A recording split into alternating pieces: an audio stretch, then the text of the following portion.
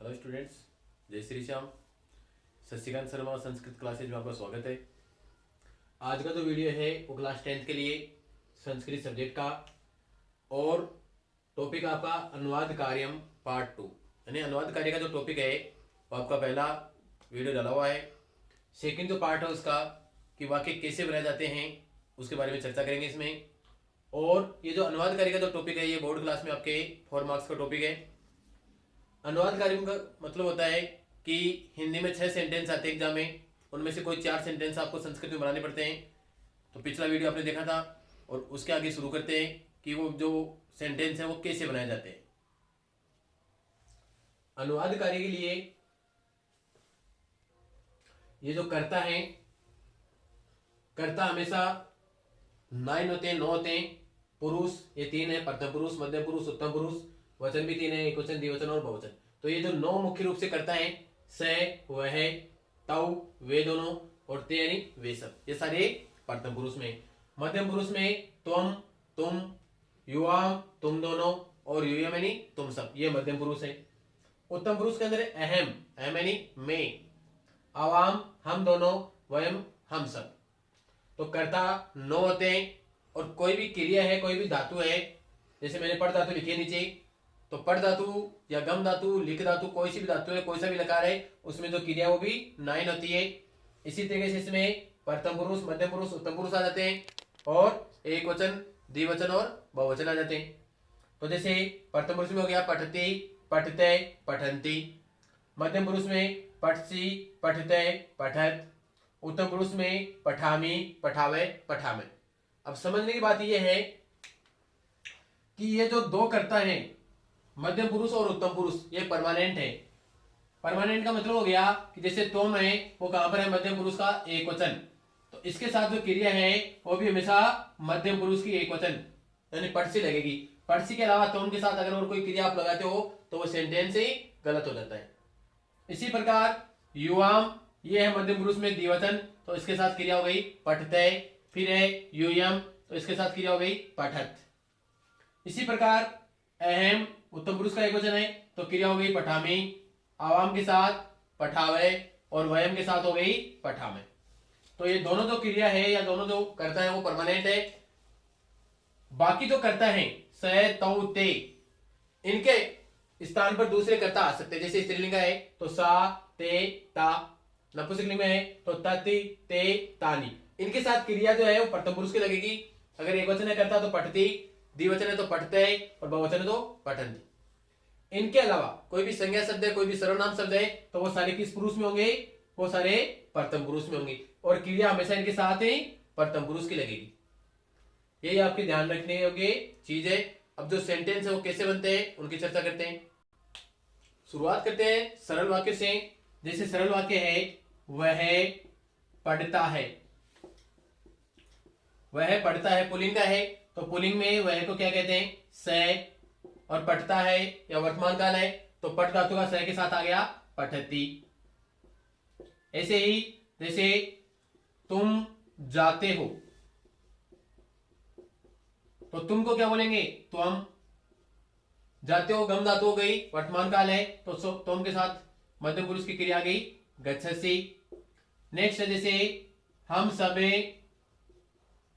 लिखते हैं, हम सभी लिखते हैं। हम सबको क्या बोलेंगे, अभी आपको लिखाया था मैंने वयम। और वयम के हिसाब से वर्तमान काल की जो क्रिया है उत्तम पुरुष का बहुवचन वो लग जाएगी लिखा में। तो इस तरीके से जो सरल वाक्य हैं जिनके अंदर एक कर्ता होता है, एक क्रिया होता है, वो सरल वाक्य इसे बनाए जाते हैं। इसके बाद में थोड़े से बड़े वाक्य आते हैं। जैसे वे सभी पुस्तकें पढ़ते हैं। इसमें वे सब पुल्लिंग का है तो पुल्लिंग में वे सब क्या हो गया, ते। अब पुस्तक आ गया, पुस्तक है, इसमें कर्म है तो कर्म कारक में हमेशा द्वितीय व्यक्ति होती है, तो पुस्तक का द्वितीय व्यक्ति बन गया पुस्तकम। नपुंसकलिंग में प्रथम व्यक्ति द्वितीय व्यक्ति एक समान होती है तो पुस्तकम का पुस्तकम रह गया इसमें। और ते के हिसाब से क्रिया पढ़ते हैं तो क्या हो गई, पठंती। नेक्स्ट सेंटेंस है जैसे तुम फले खाते हो, तो तुम को बोलेंगे त्वम। फल नपुंसक लेंगे तो फल का जो द्वितीय विभक्ति है उसमें हो जाएगा फलम, और तुम के हिसाब से क्रिया बन गई खादसी। ऐसे ही मैं पाठ पढ़ता हूं, तो मैं को बोलेंगे अहम, पाठ को बोलेंगे पाठम। राम शब्द है, द्वितीय विभक्ति में रामा बनता है, वैसे पाठ का बन गया पाठम, और अहम के हिसाब से क्रिया आ गई पठामी। तो इस तरीके से कर्ता, कर्म और क्रिया के वाक्य बना सकते हैं। भविष्य काल के वाक्य बनाने हो तो इस तरीके से बन जाएंगे, जैसे वह पत्र लिखेगी। अब वह ये स्त्रीलिंग आ गया, तो स्त्रीलिंग में बोलते हैं सा। पत्र नपुंसक लिंग है, द्वितीय में बन गया पत्रम। लिखेगी भविष्य काल है, तो भविष्य काल में लेखी सेती, ये प्रथम पुरुष का आएगा क्योंकि ये सारे जो है प्रथम पुरुष में चलते हैं। दूसरा सेंटेंस है तुम दोनों सुबह जाओगे। तो तुम दोनों को बोलते हैं युवाम। सुबह इसको बोलते हैं प्रातः, और जाओगे भविष्य काल है, तो क्रिया बन गई गमिष्यथे। नेक्स्ट है हम सभी कल दौड़ेंगे। हम सभी कल दौड़ेंगे, तो हम सबका हो गया वयम, ये हो गया वयम। कल आने वाला कल है तो उसको बोलते हैं सुबह, और दौड़ेंगे भविष्य काल है, तो क्या हो गया धावी श्यामे। तो इस तरीके से ये आप वाक्य बना सकते हैं भविष्य काल में। ऐसे ही भूतकाल में बनते हैं, और ऐसे ही लोट लकार में बनते हैं आज्ञार्थक में, और वैसे ही विधिलिंग लकार में बनते हैं। कुछ वाक्य इस प्रकार से हैं, जैसे सीता जयपुर से कब आएगी, तो सीता को क्या बोलते हैं संस्कृत में सीता। जयपुर से, अब कारक चिन्ह जुड़ गया से, तो कारक चिन्ह में से का मतलब हो गया जुड़ने के लिए, तो अधिकरण कारक हो गया, अधिकरण नहीं करण कारक, और अलग होता तो हो गया अपादान कारक। तो ये अलग हो रही, जयपुर से आएगी तो अलग हो जाएगी, तो पंचमी आ गई और रूप बन गया जयपुरात। ये आपको ध्यान रखना है कारक में कि करण कारक होता है तो तृतीय आती है, और अपादान होता है तो पंचमी आती है। तो जयपुरात मतलब गया जयपुर से। कब को बोलते हैं कदा, और आएगी भविष्य काल है।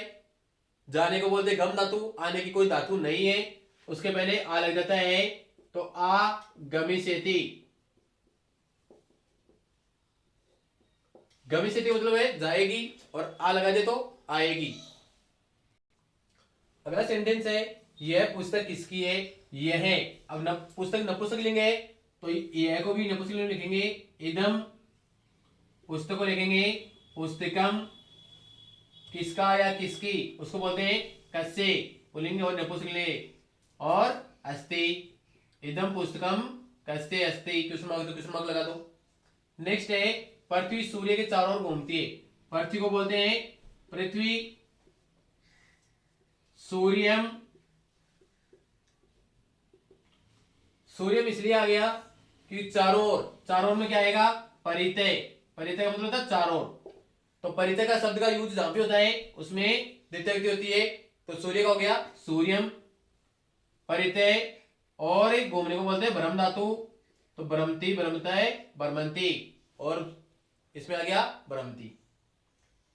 वह पैर से लंगड़ा है। अब पैर से लंगड़ा है यानी शरीर के अंग में कोई ना कोई प्रॉब्लम है, तो जिस अंग में विकार होता है वहां पर तृतीय विभक्ति आती है। वह को बोलेंगे से। पैर में प्रॉब्लम पैर से, तो इसमें तृतीय विभक्ति हो गई पादेन, और लंगड़ा को बोलते हैं खज्जय, सपादेन खज्जय अस्ति। इस तरीके से आप अनुवाद करने वाला जो टॉपिक है वो कर सकते हैं।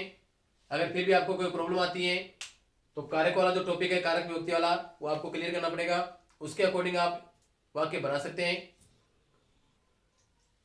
अगर आपको वीडियो पसंद आए तो लाइक करें, शेयर करें, और अगर चैनल पर नए हैं तो सब्सक्राइब करें और देखते रहें आपका अपना चैनल, और कमेंट करते रहें। Thank you. जय श्री श्याम।